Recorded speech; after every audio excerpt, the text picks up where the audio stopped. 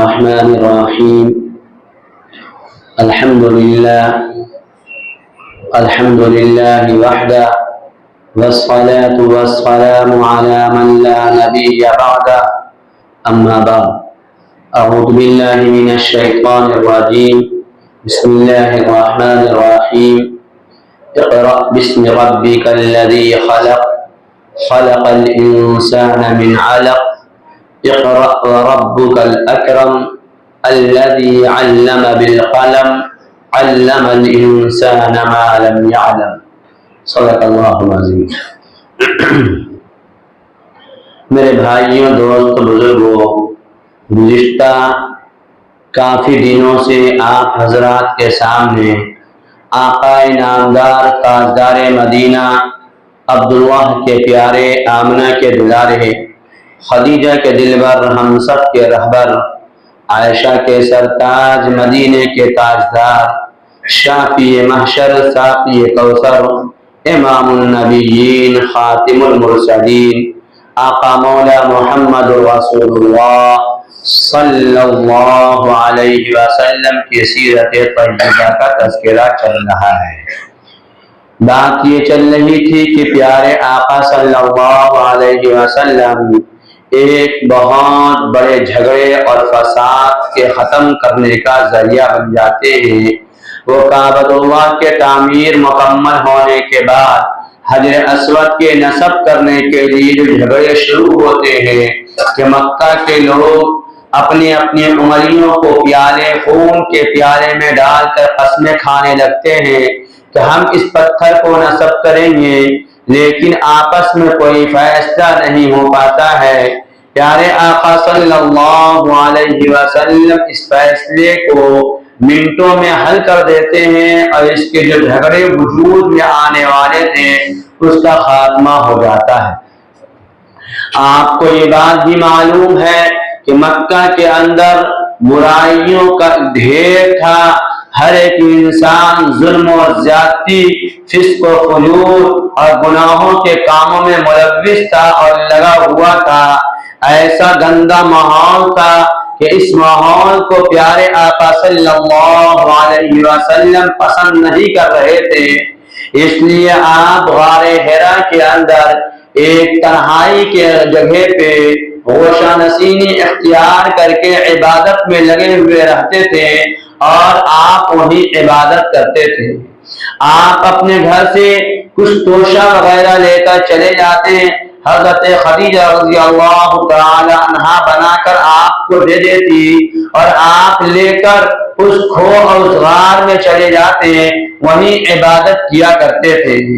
آپ کی عبادت بعض روایتوں اور بعض سیرت کی کتابوں کے حوالے سے یہ ملتی ہے کہ آپ عبادت ملت ابراہیمی کے مطابق کیا کرتے تھے. بعض سیرت کی ان کتابوں سے ملتی ہے کہ آپ وہاں جا کر ذکر و اذکار میں لگے ہوئے رہتے تھے. بہرحال عبادت کچھ بھی ہو، آپ گندے ماحول سے نکل کر ایک غار میں جا کر جس کا نام غار حرا ہے، آپ وہاں عبادت میں مشغول رہا کرتے. جب سامان ختم ہو جاتا، کھانے کے وہ جو توشے ملتے تھے وہ توشہ کچھ اور نہیں بلکہ آپ کو روٹیاں اور زیتون کے تیل ملتے، آپ وہاں جا کر اسی کو کھاتے اور عبادت میں مشغول رہتے.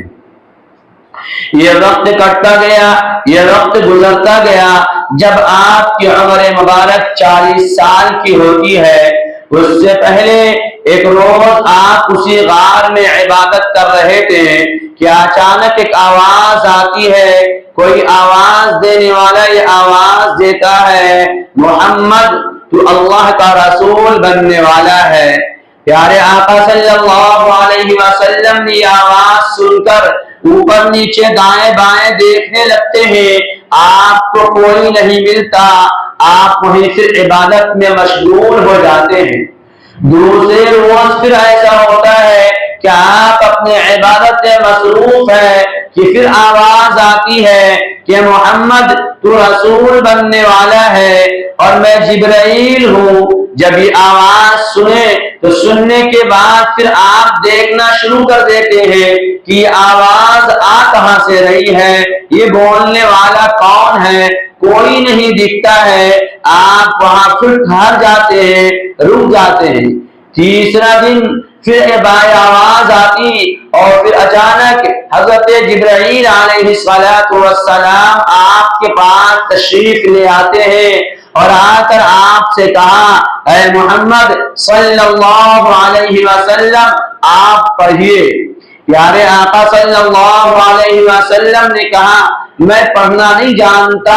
اس لیے کہ حضرت جبرائیل ریشم کے کپڑے میں لکھی ہوئی تحریر لے کر آئے تھے اور آ کر پیارے آقا سے کہا پڑھیے۔ پیارے آقا نے کہا، میں پڑھنا نہیں جانتا، میں لکھی ہوئی چیزوں کو نہیں پڑھ سکتا ہوں۔ لیکن یہاں ایک بات پیدا ہوتی ہے کہ اللہ کے رسول صلی اللہ علیہ وسلم لکھنا پڑھنا نہیں جانتے تھے، اس بات کا علم تو اللہ کو تھا،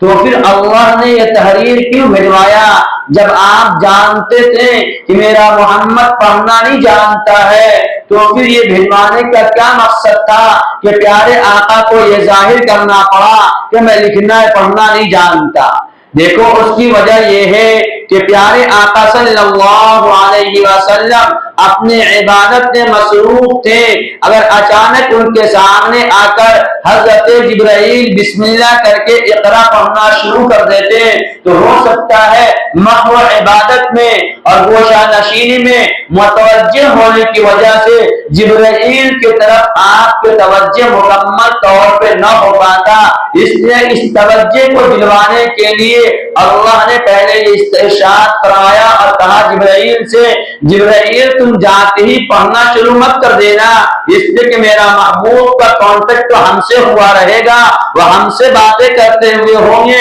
اور تم جا کر پڑھنا شروع کر دو گے تو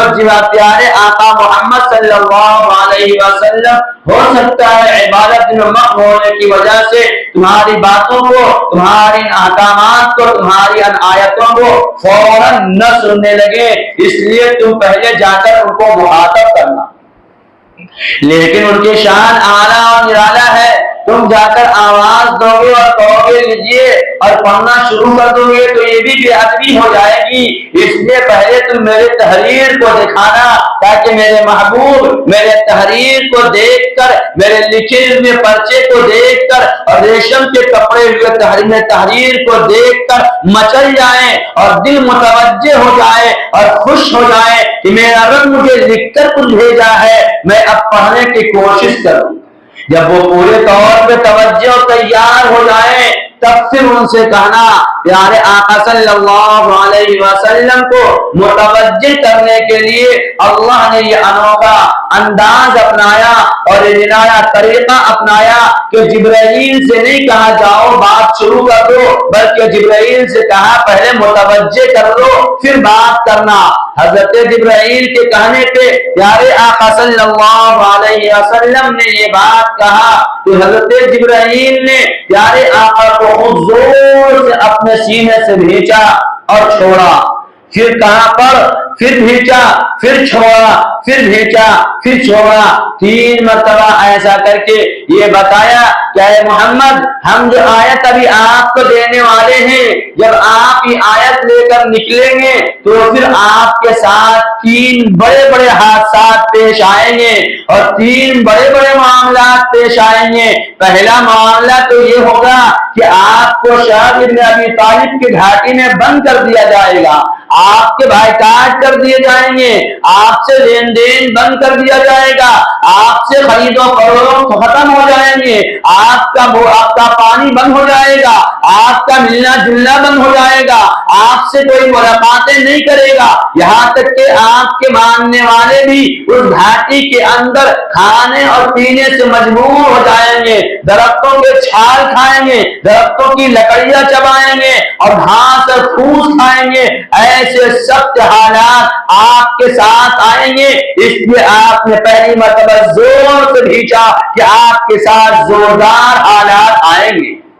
آپ کو اس سے زیادہ دشواریاں اٹھانی پڑے گی، اس سے زیادہ مشکلات کا سامنا کرنا پڑے گا، जिस तरीके से हम आपको खींच रहे तो महसूस हो रहा मेरी दम घुट जाएगी, मेरी जान चली जाएगी। जब आप इस आयत को लेकर निकलेंगे, इस पैगाम को लेकर निकलेंगे, इस मिशन को लेकर चलेंगे, तो आपके ऊपर ऐसे हालात आएंगे कि आपको लगेगा कि हमारा दम घुट रहा है, आपके मानने वालों को लगेगा कि हमारी जाने जा रही है, आपके मानने वाले भूख से तड़पेंगे। ये सारे वाकयात होंगे, इसलिए हम आपको जोरदार खींच कर बता रहे हैं कि आपके साथ सख्त तरीन, मुश्किल तरीन वक्त आएगा। शब अबी तालिब के अंदर आपके साथ जो वाकयात, जो मामलात पेश आए, इंशाअल्लाह फिर बात आएगी। बस हम आपको जरा इशारा करते हुए चले।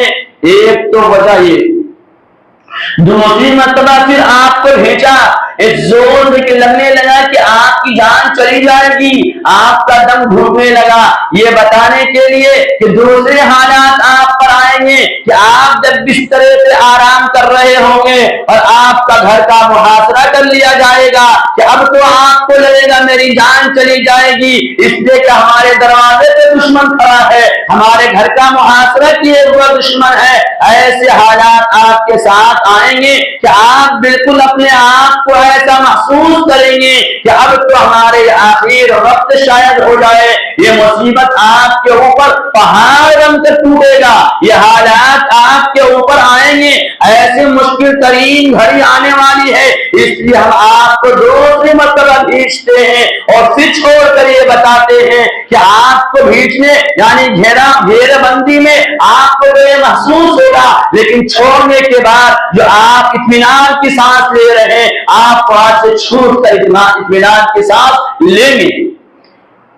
तीसरी मर्तबा आपको फिर भेजा जाता है, फिर आपको इस जोर से दबाया जाता है कि महसूस ये होता है कि शायद ये तो बिल्कुल आखिर लम्हा है। फरमाया हाँ, ये आखिर लम्हा, आखिर वक्त उस वक्त आएगा जब आप जोरदार आवाज में लोगों को दावत देंगे तो आपके अपने लोग, जो आपके अपने कहलाते हैं, जो आपके साथ उठते बैठते हैं, जो आपको अमीन और सादिक कहते हैं, वही लोग आपके महबूब वतन से निकाल देगा और निकलने पे मजबूर करेगा। वो वक्त कितना संगीन था कि इससे अंदाजा लगाओ। तफसीली बात इन तीनों बातों पे कभी आएगी इंशाअल्लाह। प्यारे आका के इन जुमलों से अंदाजा करो कि ये तीसरी बात जो आपको मक्का छोड़ना पड़ा, कितना सख्त हालात आपके थे कि जब आप मक्के से जाने लगे और काबतुल्लाह आंखों से ओझल होने लगा और काबतुल्लाह से दूर होने लगे, तो आप पहाड़ पे खड़े होते हैं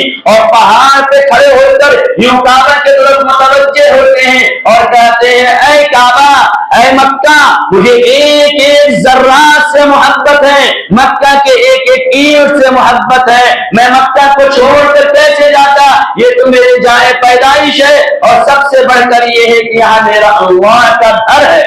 लेकिन ऐ मक्का, तेरी इस मोहब्बत के बावजूद आप ये जो आपके मक्के को मुखातब करके कह रहे हैं और आपकी आंखें नम हैं, आपकी आंखों से आंसू जारी है और आप ये बात कह रहे हैं, ऐ मक्का, मैं तुझे छोड़ने पर इसलिए मजबूर हूं कि मुझे मक्का वाले चैन से रहने नहीं दे रहे हैं। तो हजरत जिब्राइल ने सीन पर भेजा और बताया कि आपके साथ हालात तो बहुत आएंगे, लेकिन सबसे ज्यादा कठिन हालात ये तीन होंगे जिनको आपको झेलना पड़ेगा। फिर जब तीसरी मर्तबा छोड़ दिया, तीनों हालात की निशानदेही हो गई, तब आपने फरमाया, इक़रा बिस्मि रब्बिकल्लज़ी खलक़, खलक़ल इंसाना मिन अलक़, इक़रा व रब्बुकल अकरम। आप पढ़िए अपने रब के नाम से जिसने इंसानों को एक गोश्त का लोटा बनाया,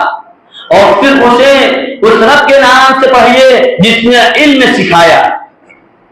बोले कि अल्लाह ने ये बात इंसान की हकीकत का जो सबसे निचला दर्जा हो सकता है कि एक गोश्त का लोटा किसी काम का नहीं, किसी इस्तेमाल का नहीं, फरमाया तुम ऐसे थे। फिर अल्लाह ने तुम्हें इल्म के जेवर से नवाजा, तुम्हें इल्म का दौलत अता फरमाया, तुम्हें इल्म दिए करके वो मकाम पे पहुंचाया जो मकाम सबसे आला था कि तुमको रब से मिलवा दिया। گویا کہ علم وہ زیور ہے جس کے ذریعے انسان اپنے پیدا کرنے والے کو پہچانتا ہے، علم وہ زیور ہے جس کے ذریعے انسان کا تعلق خالق کا سے پیدا ہوتا ہے، یعنی مخلوق کا تعلق خالق سے پیدا ہوتا ہے۔ علم کے ذریعے انسان اچھی اور بری کی تمیز کرتا ہے، علم ہی وہ دولت ہے جو انسان کو تنزل سے اٹھا کر لے کر تنزل سے اٹھا کر عروج عطا فرماتا ہے، یہ علم کا کمال ہے۔ اس نے فرمایا اے نبی آپ اللہ کے نام لے کر پڑھیے۔ اس بات تو اس سے یہ بھی پتا چلا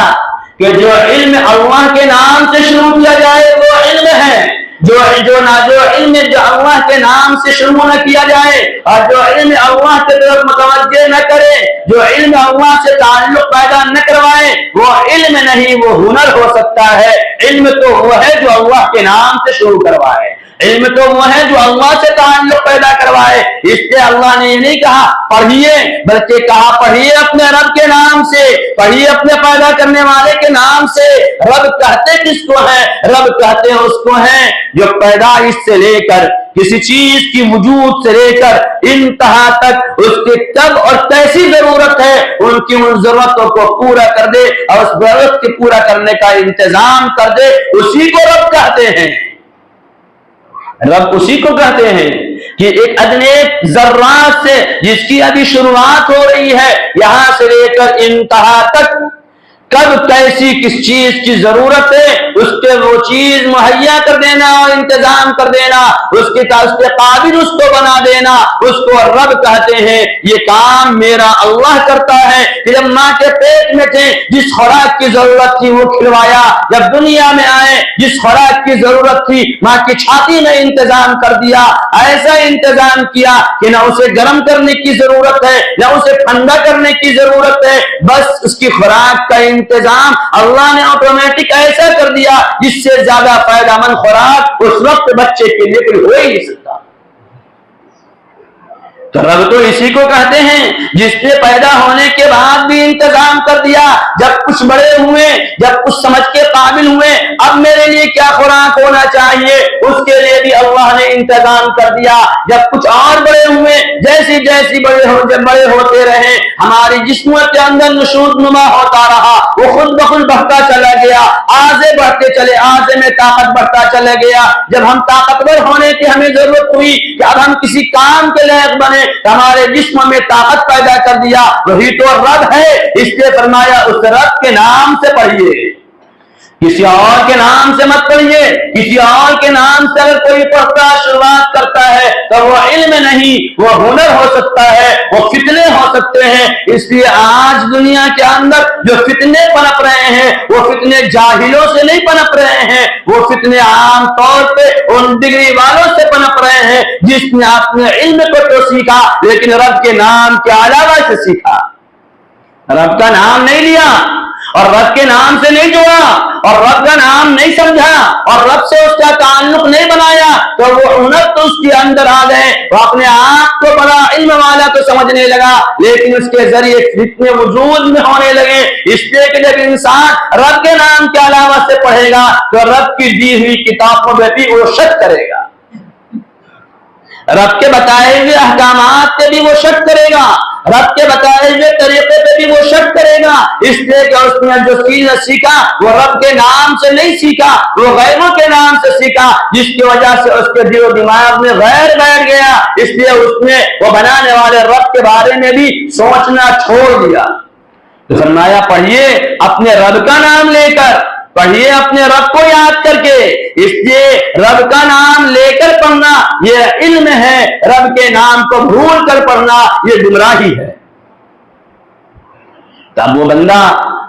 حضرت جبرائیل علیہ السلام کے پاس یہ قرآن کی آیتیں لے کر آئے۔ حضرت جبرائیل علیہ السلام کے جانے کے بعد پیارے آقا صلی اللہ علیہ وسلم سیدھے گھر تشریف لے جاتے ہیں۔ گھر جاتے ہیں تو آپ کے اندر کپ کپی تھی، آپ کے اندر گھبراہٹ تھا، آپ کے اندر بے چینی تھی۔ آپ گھر میں جاتے ہیں اور جا کر حضرت خدیجہ الکبریٰ رضی اللہ تعالی عنہ سے کہتے ہیں زملونی زملونی، مجھے کچھ اڑا دو، مجھے ٹھنڈا لگ رہا،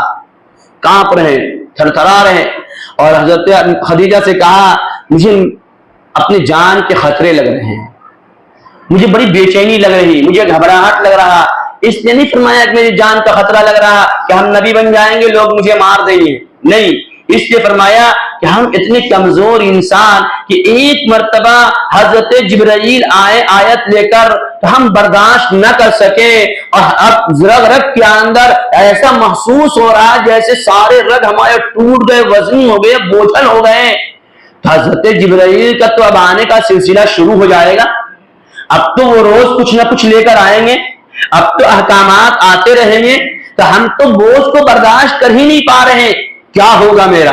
ہم کیسے اتنا وزنی بوجھ کو برداشت کریں گے؟ جب حضرت جبرائیل آتے تھے، قرآن کی کوئی آیت لے کر آتے، اللہ کا کوئی احکام لے کر آتے، تو پیارے آقا صلی اللہ علیہ وسلم اتنے بوجھل ہو جاتے، اتنے وزنی ہو جاتے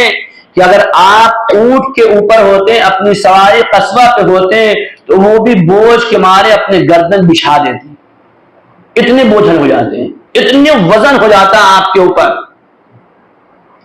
اس لیے حضرت پیارے آقا نے جو جملے کہے کہ ہمیں گھبراہٹ ہو رہی، اس لیے نہیں کہ ہمیں لوگ مار دیں گے، گھبراہٹ اس بات پہ ہو رہی کہ اب تو میرے پاس جبرائیل کے آنے کا سلسلہ شروع ہو گیا، اب تو وہ میرے پاس آئیں گے، جب وہ میرے پاس آئیں گے تو پھر ہم اسے برداشت کیسے کریں گے؟ ہم تو پہلی بار میں ہی اندر سے اتنا ٹوٹ گئے اور اندر سے اتنے کمزور ہو گئے کہ آگے میری ہمت کی سمجھ میں نہیں آ رہی ہے کہ کیا ہوگا.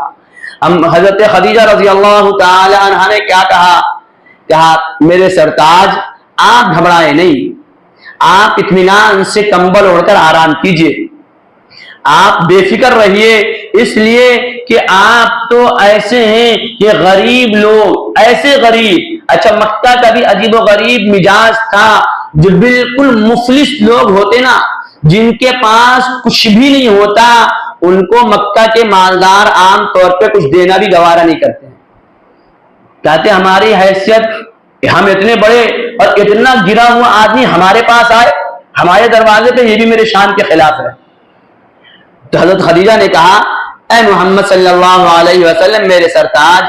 آپ تو ایسے لوگوں کو دیتے ہیں اور ایسے لوگوں کا خیال کرتے ہیں جسے پورا عرب اور پورا مکہ جو ہے دینا ہی نہیں چاہتا. آپ جب ایسے کمزور مخلوق الحال لوگوں کی حالت کا خیریت لیتے ہیں اور ضرورت کو پورا کرتے ہیں، تو پھر اللہ بھی آپ سے بڑا کام لے گا، آپ گھبرائیے مت. اور پیارے آقا کو کمبل اڑا کر سلا دی اور سیدھے اپنے چچاداد بھائی ورقہ ابن نوفل کے پاس چلی گئی، جو بہت بڑا علم کی مہارت رکھتا تھا اپنی پچھلی کتابوں کا. حضرت خدیجہ گئی اور جا کر کہی بھائی دیکھ، محمد صلی اللہ علیہ وسلم میرے سرتاج کے ساتھ یہ معاملات ہوا کہ آج وہ عمل کرنے، عبادت کرنے جس طریقے سے جاتے تھے، گئے ہوئے تھے، آج آئے ہیں تو بہت گھبرائے ہوئے آئے ہیں اور بہت بے چینی میں آئے ہیں اور کانپتے ہوئے آئے، میں تو ان کو اڑا کر سلا کر آئی ہوں. کیا بات کیا ہوئی؟ کیا دیکھو ایک روز پہلے تو ایسا ہوا کہ کسی آواز دینے والے نے آواز دیا، دوسرے روز پھر کسی آواز دینے والے نے آواز دیا اور اپنا تعارف کروایا کہ میں جبرائیل ہوں، اور تیسرے دن پھر وہ سامنے آ گیا اور آ کر اس طریقے سے کیا. ورقہ ابن نوفل نے کہا بہن مبارک ہو تمہیں بہت بہت مبارک ہو، تمہارے سرتاج محمد رسول اللہ صلی اللہ علیہ وسلم کو نبی بنا دیا گیا. اب ان کے پاس وہی آئے تھے جبرائیل جو پچھلے موسیٰ علیہ السلام کے پاس آیا کرتے تھے. موسیٰ علیہ السلام کے پاس جو آیا کرتا تھا فرشتہ وہی آیا، اس لیے ان کو نبوت کی دولت سے نوازا گیا اور نبوت کا تاج پہنایا گیا ہے. یہ محمد صلی اللہ علیہ وسلم کے پاس جو آئے. حضرت خدیجہ رضی اللہ تعالی عنہ واپس آتی ہیں اور آ کر کہتی میرے سرتاج آپ خوش ہو جائیں، اللہ نے آپ کو اونچا مقام عطا فرمایا ہے اور اللہ نے آپ کو نبی بنایا ہے. یہ بات ابھی کہی تھی اور پھر پیارے آقا صلی اللہ علیہ وسلم کے ہاتھ پر ایمان لے آئی. اتنے میں حضرت ابو بکر صدیق رضی اللہ تعالی عنہ تشریف لے آتے ہیں. دیکھا میرے سردار، میرے دوست، میرے پیارے حبیب اوڑھ کر سو رہے ہیں۔ پوچھا ہے میرے دوست کیا بات ہے، آج واپس آئے عبادت سے تو بجائے ملنے کا، ہم لوگوں کے پاس آنے کا، آپ کمبلی میں اوڑھ کر سو گئے، کیا بات ہے؟ کہا میرے ساتھ ایسے ایسے معاملات پیش آئے۔ حضرت ابوبکر نے کہا چلیے میرے ساتھ ورقہ کے پاس۔ پیارے آقا نے کہا بھی خدیجہ تو اپنے بھائی کے پاس سے آ رہی ہے پوچھ کر، انہوں نے یہ بات کہا ہے کہ چلیے میں آپ کے اوپر ایمان لے آتا ہوں، لیکن پھر بھی آپ میرے ساتھ چلے ورقہ کے پاس۔ پھر آپ ورقہ کے پاس لے کر آتے ہیں۔ ورقہ ابن نوفل نے آپ کا استقبال کیا اور کہا اے محمد صلی اللہ علیہ وسلم، آپ کو اللہ نے نبی بنا دیا، لیکن جب آپ پورے عروج پہ آئیں گے، جب آپ کے ساتھ مکہ والے دشمن ہو کر آپ کو مکہ سے نکالیں گے تو میں تو اس وقت بہت بوڑھا آدمی ہوں، میں تو آپ کا ساتھ بھی نہیں دے سکتا۔ پیارے آقا نے جب یہ بات سنا تو کہا میرے بھائی آپ کیا کہہ رہے ہو؟ یہ لوگ جو مجھے امین کہتے ہیں، مجھے صادق کہتے ہیں، میرا نام بھی نہیں لیتے ادب کی وجہ سے، وہ مجھے مکہ سے نکال دیں گے؟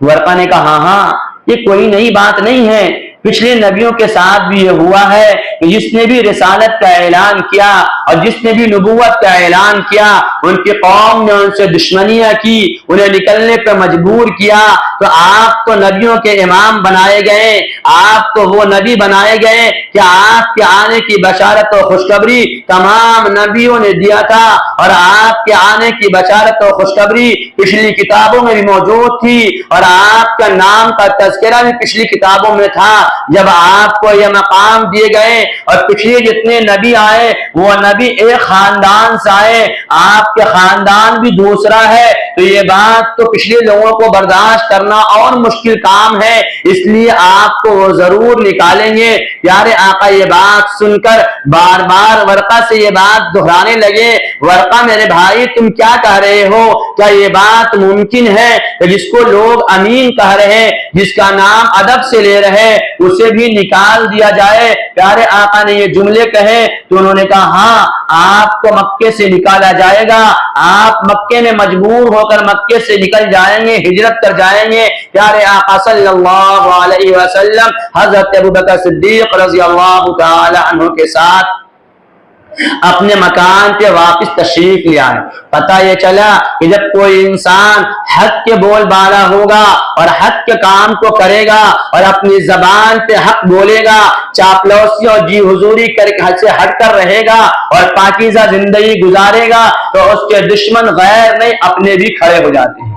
اور اپنے لوگ بھی دشمنی پہ آ جائیں گے، کیونکہ انسان جب حق بولے گا، جو حق بول کر اپنے آپ کو حق بات کی طرف لوگوں کو راغب کرنے کی کوشش کرے گا اور حق کی دعوت دے گا اور لوگوں کے سامنے حق اور امن و امان کی بات کرے گا، ان کے لوگ وہ لوگ بھی جنہیں سمجھ میں یہ بات آتی ہے کہ یہ لوگ ہمارے ہیں وہ بھی دشمن بن جائیں گے اور کہیں گے نہیں تم ہمارے نہیں ہو سکتے اس لیے کہ تم چاپلوس نہیں۔ یہ وقت یہ حالات اس زمانے میں نبیوں کے ساتھ ہوا، آج کے اس گئے گزرے زمانے میں بھی ان لوگوں کے ساتھ ہوگا جو حقیقت میں حق والے ہوں گے، جو حقیقت میں حق کے ساتھ دینے والے اور اپنی زبان پہ حق کہنے والے ہوں گے۔ دیکھو ہر ایک انسان، ایک بات میں کہا کرتا ہوں کہ ہر ایک آدمی اپنے جس طرح سے رہتا ہے، یہ جو بات بولتا ہے وہ اپنے آپ کو حق پہ ہی سمجھتا ہے۔ جس دن آدمی یہ سمجھ لے کہ ہم ناحق پہ ہیں تو سارا جھگڑا ختم ہو جائے۔ جھگڑے کا سارے دار و مدار تو چاہے وہ گھریلو جھگڑے ہو، معاشرتی جھگڑے ہو، زمین کے جھگڑے ہو، عہدے کے جھگڑے ہو، مال کے جھگڑے ہو، کسی چیز کا بھی جھگڑا ہوتا ہے وہ اس بات پہ ہوتا ہے کہ اگلا آدمی بھی اپنے آپ کو حق ثابت کرنے کی کوشش کرتا ہے اور اپنے آپ کو حق والی جماعت میں سمجھتا ہے اور اپنے کام کو حق سمجھتا ہے اور اپنے کام کے طریقے کو صحیح سمجھتا ہے۔ اسی وجہ سے یہ جھگڑے ہیں۔ جس دن انسان یہ سمجھ لے کہ نہیں یہ حق نہیں، میں غلط پہ ہوں، یا میرا انداز غلط ہے، یا میری بات غلط ہے، یا میرا طریقہ غلط ہے، سارے جھگڑے کا مسئلے کا حل ہو جائے گا۔ تو اب فیصلہ یہ کون کرے؟ یہ بتائے کون کہ حق یہ ہے غلط یہ ہے، تو اس حق اور غلط کی پہچان کرنے کے لیے، اس حق اور غلط کو سمجھنے کے لیے اور اس حق اور غلط کو کسوٹی میں جانچنے کے لیے اللہ نے ہمیں کتاب اللہ عطا فرما دیا، ہمیں پیارے آقا کا طریقہ عطا فرما دیا اور پیارے آقا کے طریقے ہمیں بتا دیے اور کہا دیکھو جب تم کہیں پہ پھنس جانا، جب تمہیں کہیں پہ لگنے لگے کہ یہ بات کیسی ہے، یہ لوگ تمہیں یہ کہنے لگے کہ یہ طریقہ آپ کا غلط ہے، یہ آپ حق پہ نہیں ہے، تو فوراً اپنی کسوٹی میں مت تولنا بلکہ پیارے آقا کی کسوٹی میں تولنا اور پرکھنا کہ حقیقت کیا ہے، اس کسوٹی کے مطابق ہے تو ہم حق پہ ہیں اور اگر نہیں ہے تو پھر ہمارا یہ بھول اور دھوکہ ہے۔ یہ ہم اپنے آپ کو یہ سمجھ رہے ہیں، جہاں چند لوگ ساتھ ہو جائیں، جہاں واہوائی ہونے لگے، ساتھ چلنے لگے، سلامی داغے جانے لگے، یہ اس بات کی دلیل نہیں ہے کہ حق پہ ہیں اس لیے یہ معاملہ ہے، نہیں، حق پہ ہونے کی وجہ سے نہیں، کبھی کبھی ایسے ہی بھی لوگ اپنے فائدے کے لیے کچھ کام کرتے چلے جاتے ہیں اور اپنے نفع کے لیے لوگ پیچھے ہو لیتے ہیں تاکہ لوگ سمجھیں کہ ہم ساتھ ہیں اور حقیقت کے اعتبار سے اس کا تعلق حق سے نہیں ہوتا ہے۔